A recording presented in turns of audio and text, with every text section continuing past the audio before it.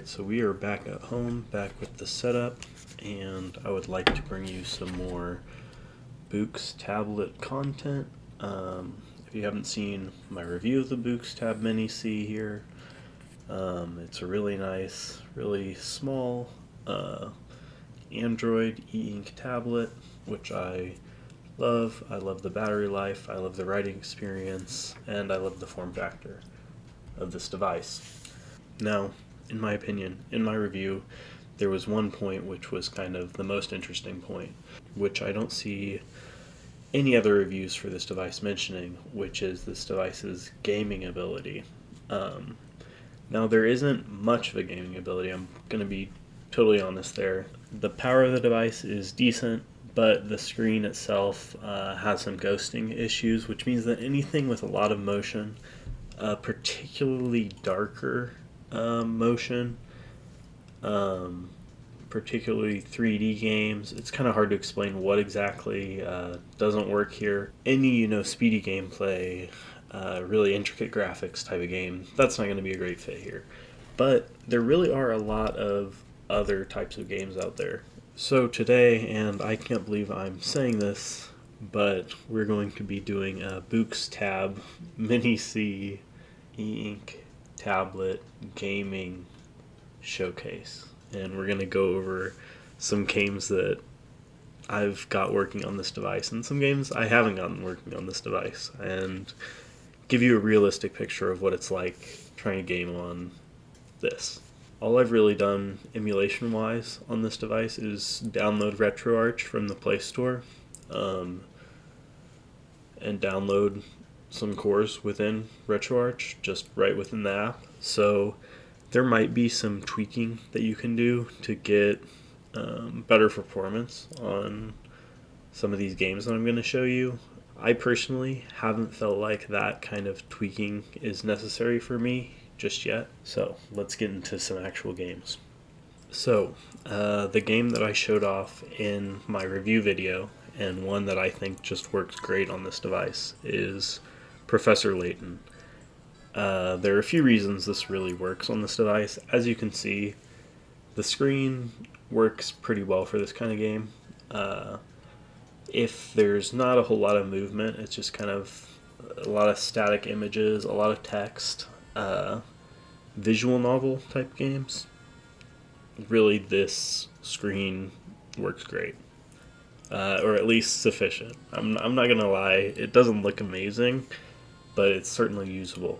Also, in particular, since we've got the vertical screen going on, I think Nintendo DS games really kind of work with the screen. It's kind of a cool experience. And as you can see, the game is totally playable. The touchscreen also makes DS a great fit, and really just a nice play experience. I've personally played a lot of this game on this device because, as I've said before, the battery life is amazing. It's basically like having a visual novel that's in the form factor of an actual novel. And more than that, in fact, having any visual novel, your whole collection, right, at your fingertips. I think that's a really strong kind of pitch for this device. Anyways, here's another game that I showed off in my review video, Pokemon Crystal for the Game Boy Color. For this one, DS, also I didn't mention, DS has the advantage with the touchscreen. You don't have to have the controls on the screen, which I think takes away from the experience quite a bit. But with this kind of game, with kind of an older RPG, I personally think the screen works okay. And the controls also don't take away from the experience that much. You can see they're just covering like kind of part of the screen. And again, you're not coming to this system for the best visual experience either. The color e-ink screen is nice. I think that the color actually kind of makes this experience, but it's still not like the highest fidelity visual experience that you can find, obviously. It's really kind of a question of what types of games you might play on this device, where you might be playing. You don't need to be reacting to things very quickly. The slightly worse screen experience isn't that big of a deal because the screen's not updating as much. So I think this type of a game is not a horrible fit for the device. Not the best, but not horrible. Speaking of horrible, for the other types of games, the vertical form factor I think really worked. For this type of game, on one hand, again, like with Pokemon, you have the controls lower down, and then the top of the screen can just be the game. But personally, for this type of game, that's not really my thing. So we're going to do two things. We're going to bring in this 8-bit Do gamepad. That's going to let us get rid of this. Okay, and when I was trying to pair the controller to the device, RetroArch crashed. Not a huge deal. We will persevere.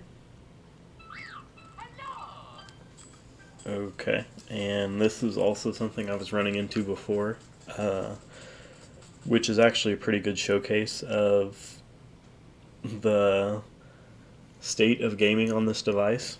So when I first loaded the game, I selected one of these cores and I got no visuals. I could hear the game running, but I couldn't see anything. So I downloaded another core and that seemed to work. So I'm going to leave this in the video just to show that your mileage may kind of vary with this device. It does require a little bit of tinkering, let's just say. For me, tinkering is fun. For some people, it may not be so fun. Okay, so now we've got the controller connected. Now we can get rid of these on-screen controls.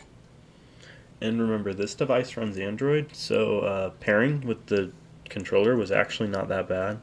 And after messing everything up and setting everything up again, we have everything working. This does make for a different gaming experience on this device. I'll just say that the experience of playing a game like this with the horizontal screen, with something else to control the action, is very different from playing a game like Professor Layton, where you're touching the screen directly, you can hold the device, and you can play anywhere. This is kind of more of a static experience. I don't think this device excels at this. I actually think this game is a really bad example for what's good on this device, but I sent a video of this to a friend and they said, wow, that actually looks like it runs really well, and I'm really impressed. It is playing a bit slow.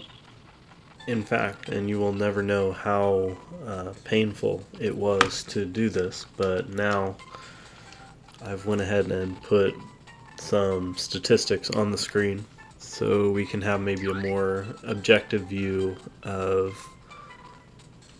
just what playing this is like. So you can see we're hovering about 45, 50 FPS. While there is a place for the objective statistics and stuff, also my goal with this video is just to kind of convey the actual reality of playing some of these games on this device. Beyond the statistics or whatever, as I said before, this feels stuttery to me.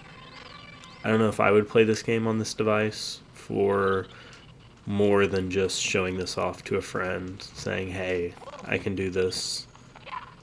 It's not that fun of an experience. Yeah, we can see really going down to about 30 FPS. Maybe there's some tweaks you could do to make this more playable, but for me, you can see kind of works, but not a very enjoyable experience. Not what I would want to play on this device. Now, I do feel that though Mario is not a great fit for this device because it kind of does have faster gameplay, where frame rate might really matter, the screen refresh rate might really matter, you might start feeling that. But I mean, you did see the game running, and so I think it's a good example of the types of games you can play. Here we've got Final Fantasy VII. This intro cutscene looking not horrible, to be honest. Very playable, in my opinion. Especially if you're not viewing these games like visual spectacles, which, in my opinion, in the present day of age, they're not really. In that you're not playing Final Fantasy VII for the high fidelity graphics or whatever. You're playing more for the vibe, and I do think the vibe gets across on this device. See, it's a little hard to see here.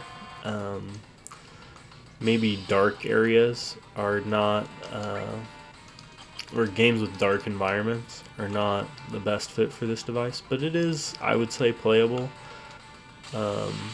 Another thing that's probably worth noting is I do think I have the device's front light turned close to all the way on. Here, we'll go ahead and set it all the way on,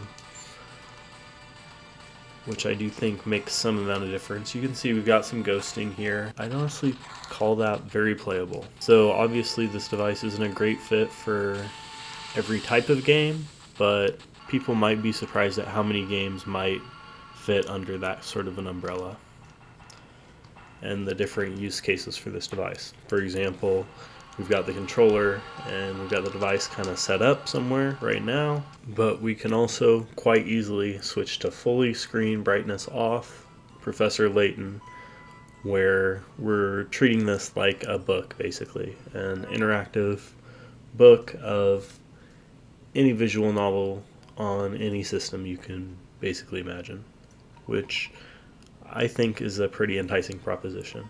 Anyways, thanks for watching. Maybe in the comments you can tell me what kind of games you have played on this device or might think is a good fit for this device, and I'm happy to make more videos showing off what gaming on this device is like. So leave comments of what you would want to see. Thanks for watching.